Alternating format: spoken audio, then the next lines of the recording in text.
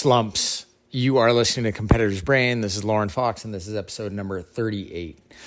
One thing that always happens in baseball is slumps. It could be a slump fielding. It could be a slump hitting. It could be base running where you're just not locked in. It's not an easy game, and it's certainly not an easy game in a 20-game high school season.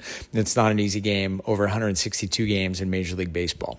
And we all get caught up in looking back and kind of feeling down in the dumps, particularly if you start the season off poorly.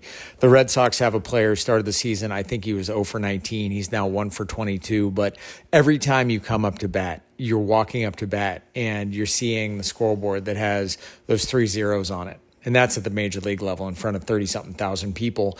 Even though he is a fan favorite, even though they were chanting his name, I have to imagine there's a lot of self-doubt that accompanies that. And I see that too. I see that with high school players where they start off the season slowly and they might draw a walk and they come down to the first base line, and I hear him say in the coach's, as I'm standing in the coach's box, I'm still hitless.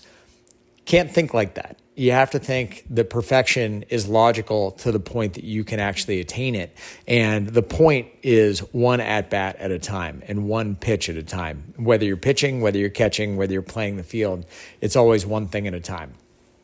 There is a great book from the 80s called Men at Work by the columnist George Will. And it focuses on some legendary baseball players. Guys like Tony Gwynn are in it. And Oral Hershiser, who at that point in time had just come off a 59-inning scoreless streak, was featured in the book.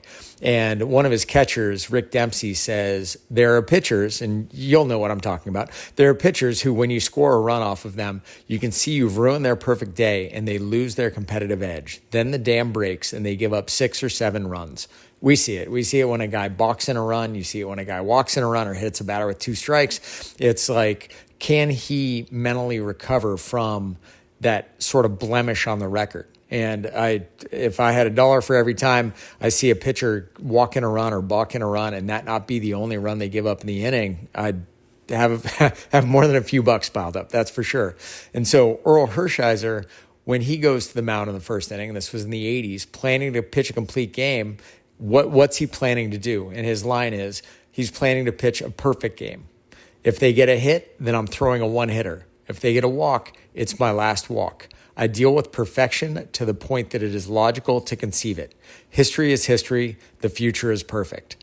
There's a conversation that they had with Pete Rose back when he was trying to set the all-time hit record. He was 14 hits away.